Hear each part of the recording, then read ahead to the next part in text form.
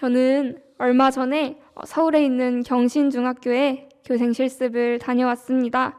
우리 이석영 목사님께서 교목으로 섬기고 계신 학교인데요. 교생 실습을 하면서 중학생들을 마주하는 가운데 오늘 설교를 준비하다 보니 문득 떠오르는 것이 있었습니다. 바로 제가 중학생 때 30일 동안 핸드폰 성경 어플에서 매일 추천해주는 오늘의 말씀을 가지고 간단하게 묵상하고 적용해본 노트가 바로 그것이었습니다. 그 노트를 찾아서 하나하나 읽어보다 보니 정말 아는 것 하나도 별거 없던 그 시절의 묵상과 적용이 현재에 보기에도 이상하지 않을 만큼 오히려 현재의 저보다도 더 깊이 말씀을 읽고 묵상하고 적용했다는 것이 느껴지더라고요. 그래서 오늘은 저의 첫 설교이기도 한 이 시간에 조금 순수했던 그 시절의 시선으로 돌아가서 그 시기에 적었던 내용을 바탕으로 말씀을 전해보고자 합니다. 오늘 본문 말씀이 있는 요한 1서는 예수님의 사랑받던 제자 사도 요한이 당시의 기독교 진리를 위협하던 영지주의와 이단 사상들을 경계하며 하나님의 참 사랑만이 참된 지식으로서 세상의 거짓 지식을 극복할 수 있다고 가르치는 편지입니다. 오늘 본문에서도 요한은 사랑이신 하나님에 대해 이야기하고 있습니다. 오늘 본문 9절에 보면 하나님의 사랑이 우리에게 이렇게 나타난 바 되었으니 하나님이 자기의 독생자를 세상에 보내심은 그로 말미암아 우리를 살리려 하심이라 라고 이야기합니다. 예수 그리스도를 세상에 보내심은 인간에 대한 하나님의 엄청난 사랑을 나타내고 있습니다. 이것은 믿은 자들에게 죄 사함과 영생을 주시는 하나님의 사랑의 표현이었습니다. 이처럼 예수 그리스도는 세상에 오시어서 하나님이 사랑이심을 보여주셨습니다. 요한 1서를 기록한 요한 역시 이 그리스도를 보고 듣고 만져서 실제적으로 경험한 제자 중 한 명이었습니다. 하지만 이 세상에 오시어 하나님의 사랑을 보여주신 그리스도는 십자가의 죽으심 후에 부활 승천하셨습니다. 예수님의 죽으심과 부활, 승천을 모두 경험한 자들은 제자들 뿐이었습니다. 오늘날을 살아가며 믿음을 가지고 예수를 믿는다 고백하는 우리들도 예수 그리스도를 실제로 보고 듣고 만져보지는 못했습니다. 그래서 요한은 자기가 경험한 하나님의 사랑을 아는 길을 본문 말씀을 통해서 알려주고 있습니다. 본문 12절에서 요한은 어느 때나 하나님을 본 사람이 없으되 만일 우리가 서로 사랑하면 하나님이 우리 안에 거하시고 라고 이야기합니다. 보지 못하는 하나님을 아는 길은 서로 사랑하는 것입니다.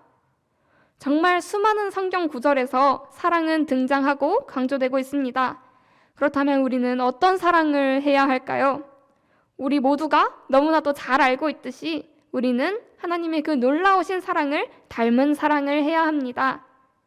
10절 말씀을 다시 함께 읽겠습니다. 사랑은 여기 있으니 우리가 하나님을 사랑한 것이 아니요 하나님이 우리를 사랑하사 우리 죄를 속하기 위하여 화목제물로 그 아들을 보내셨음이라. 아멘.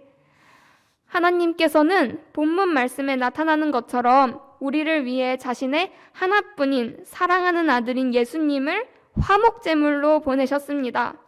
수많은 죄를 지으며 살아가고 너무나도 연약한, 부족한 모습의 우리들을 위해서 자신의 아들을 십자가에 달려 죽게 하셨습니다. 저는 제가 가장 포기하기 힘든 것이 제 스스로의 목숨, 제 스스로의 희생이라고 생각했습니다. 하지만 조금 더 깊이 생각을 해보니 생각보다 스스로를 희생하는 것보다 내가 사랑하는 사람들, 나 자신보다도 소중한 것들을 희생시키는 것이 더 힘들 것 같다는 생각이 들었습니다. 이 세상에서 하나님의 사랑을 가장 닮은 형태는 부모님의 사랑이다 라는 말을 아마 한 번쯤은 다들 들어보셨을 겁니다. 사랑하는 자녀에게 정말 무조건적이고 헌신적이며 희생적이기까지 한 사랑과 또 관심, 지원, 도움, 그리고 조언을 아끼지 않는 그런 모습들, 누구보다도 내 자녀의 더 나은 삶을 바라며 이를 위해 노력하는 모습이 바로 하나님의 사랑을 닮았다고 여겨지는 부모님의 사랑의 모습일 것입니다. 아직 부모로서 살아보지 못한 저도 저보다 소중한 것을 내어놓는 것이 너무나도 어려운데 하물며 부모로도 살아오신 성도님들은 어떠실까요? 여기 계신 성도님들께는 너무나도 소중하고 사랑하는 가족의 희생이 자기 자신의 희생보다도 더 크게 다가올지도 모르겠습니다. 하지만 하나님께서는 우리들을 위하여 가장 소중한 아들을 희생해 주셨고 이제는 우리에게 그런 사랑을 닮으라고 말씀하고 계십니다. 그리고 오늘 본문 11절과 뒤에 나오는 21절에서는 그 사랑의 대상으로 형제들을 두고 서로 사랑해야 한다고 말씀하고 있습니다. 심지어 8절 말씀에서는 사랑하지 아니하는 자는 하나님을 알지 못하나니 이는 하나님은 사랑이심이라. 20절 말씀에서는 형제를 사랑하지 아니하는 자는 보지 못하는 바 하나님을 사랑할 수 없느니라. 즉 우리가 형제들을 사랑하지 못하면 하나님을 사랑하는 것이라고도 할 수 없다라고도 표현하고 있습니다. 우리가 사랑해야 하는 그 형제들은 그렇다면 누구일까요? 우리가 사랑하는 이들에게도 실천하기 어려운 그 사랑을 적용해야 하는 그 대상인 형제들은 누구일까요? 이 시대적 상황을 고려하였을 때 여기에서의 형제는 그리스도 안에서 하나 된 지체, 즉 하나님 안에 속한 우리 공동체를 의미합니다. 우리 교회만을 놓고 생각해 보더라도 우리 공동체 안에는 너무나도 많은 사람들이 있습니다. 저는 이 안에서 세 유형의 사랑할 사람이 있다고 구분을 해보았습니다.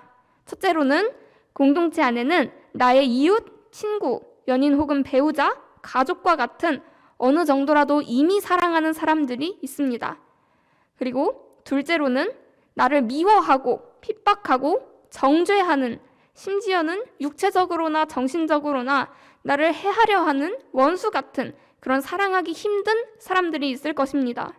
그리고 셋째로는 타인뿐만 아니라 스스로에게도 평가받고 조금은 부끄러운 나라는 존재도 있을 것입니다. 본문 11절을 보면 사랑하는 자들아 하나님이 이같이 우리를 사랑하셨은즉 우리도 서로 사랑하는 것이 마땅하도다 라고 적혀 있는 것을 우리는 볼 수 있습니다. 자, 이 본문을 영어 성경에서 보면 한번 띄워주세요. 네. Dear friends, since God so loved us, we also ought to love one another 이라고 표현되어 있습니다.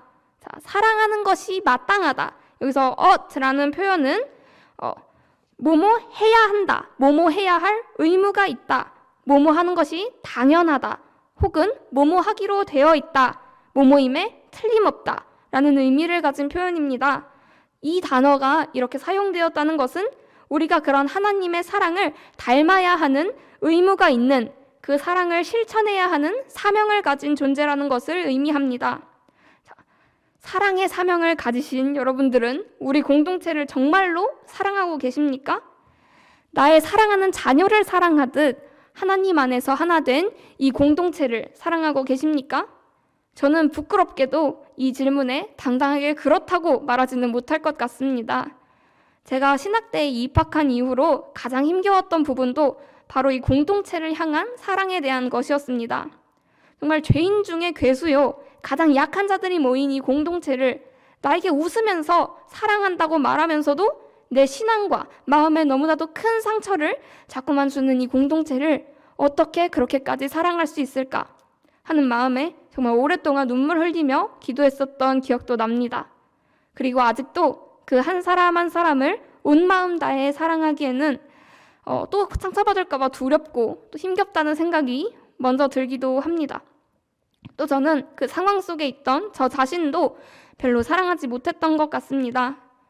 저 스스로의 연약함, 부족함, 나약하고 악한 부분들을 알았기에 또 공동체 속에서 나에게 상처를 주는 이들까지도 나로 인해서 상처를 받을까 봐 두려웠기 때문에 나를 위해주는 사람들에게도 부족한 내가 아픔을 주고 있는 것은 아닐지 걱정되는 마음에 스스로를 자꾸 정죄하고 그대로 사랑해주지 못하고 자꾸 판단하고 분석하고 비난해서 약간 정죄하는 그런 태도를 가지고 있었습니다.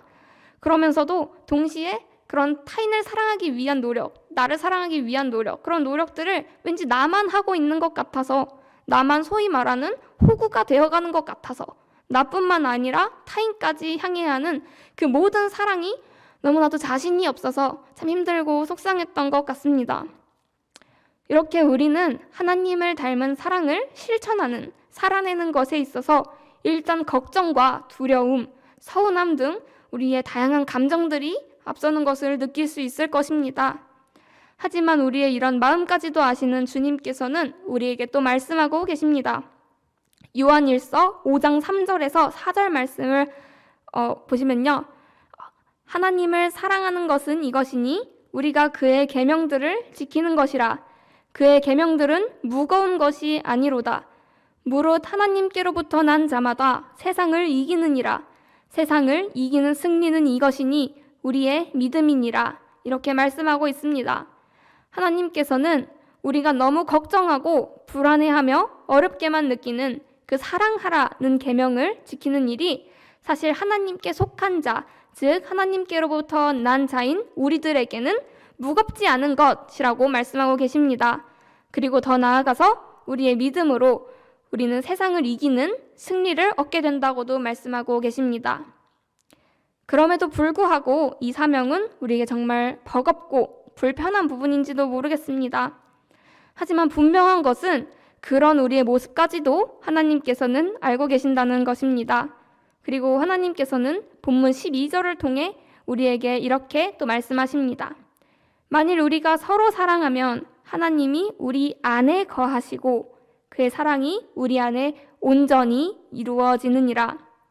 우리가 사랑할 때 그 과정까지도 모두 아시는 자비로우신 하나님께서 우리 안에 거하여 주시고 우리 안에 그 사랑이 온전하게 이루어지게 하신다는 것입니다. 따라서 자꾸만 흔들리고 작아지는 신앙심과 점점 무뎌지고 희미해져가는 은혜에 혼란스러워하는 하나님과의 인격적이고 사랑이 가득한 교제가 매일 매 순간 있기를 원하는 우리에게, 그 교제와 사랑의 은혜로 살아가는 우리에게 하나님의 사랑을 삶으로 살아내는 것은 더욱 중요하다고 할 수 있을 것입니다. 그렇기에 때로는 두렵고 불안하며 자신이 없을지라도 그 혼란의 순간까지도 함께 걸어가시며 그 짐을 나누어 주시는 하나님을 믿고 담대히 삶으로 살아내실 수 있기를 소망합니다. 그리고 결국은 하나님과 하나님의 사랑이 우리 안에 함께 하셔서 주님만이 주시는 참 평안과 함께 넉넉히 승리하게 하실 것을 믿으며 항상 나아가는 우리 수지광성교회 성도님들 되시기를 소망합니다. 말씀을 정리합니다. 우리는 우리를 먼저 사랑하신 하나님을 기억해야 할 것입니다. 그리고 우리를 죽기까지 사랑하시고 먼저 사랑해 주신 그 하나님의 놀라우신 사랑을 닮은 그 사랑을 서로를 위해 실천해야 할 것입니다. 그렇게 우리가 정말 마음을 다하여 서로를 사랑할 때 하나님의 사랑이 우리 안에서 정말 온전하게 이루어지며 결국 승리하게 될 줄 믿고 나아가는 우리 수지광성교회 성도님들 되시기를 소망하며 축복합니다. 함께 기도드리시겠습니다. 우리를 위하여 가장 소중한 아들까지도 내어주신 하나님, 주님의 그 크신 사랑에 감격하여 그 사랑을 닮아간다 말하면서도 진정으로 주님을 닮아가는 모습으로부터는 멀어지고자 했던 연약한 우리들의 모습을 이 시간 마주하고 회개합니다. 이런 부족한 우리들이지만 그런 모습까지도 사랑해 주시며 우리 안에 거하여 주시는 주님, 그 사랑을 닮아가는 과정 속에서도 함께하여 주시는 주님, 그 자비로우시며 놀라우신 사랑에 정말 다시 한번 감사를 드립니다. 주님의 그 크신 사랑을 감히 이해할 수조차 없는 우리이지만 그럼에도 주님의 사랑을 닮아가기 원합니다. 앞으로의 삶 가운데서도 하나님의 사랑을 닮아가는 과정은 아프고 힘겹고 좌절되는 길로 느껴질지도 모르겠습니다. 하지만 그 가운데에서도 함께하여 주시는 주님을 압니다. 주님, 우리의 가는 길을 인도하여 주시고 우리의 마음을 주관하여 주셔서 담대히 그 길을 걸어갈 수 있도록 이끌어 주시옵소서. 또한 상처받은 우리들의 마음 가운데에도 함께하여 주셔서 그 상처를 회복시키시고 더 단단해진 주의 자녀가 되어 더 힘차게 나아갈 수 있는 은혜를 허락하여 주시옵소서. 특히 우리가 우리들의 몸된 교회와 이 공동체를 온 마음 다해 서로 사랑하게 하셔서 주님의 함께 하심을 항상 경험하고 결국 승리하게 하시는 역사가 있게 하여 주시옵소서. 이 세상 그 누구보다도 우리를 사랑하시는 우리 구주 예수 그리스도의 이름으로 기도드립니다. 아멘.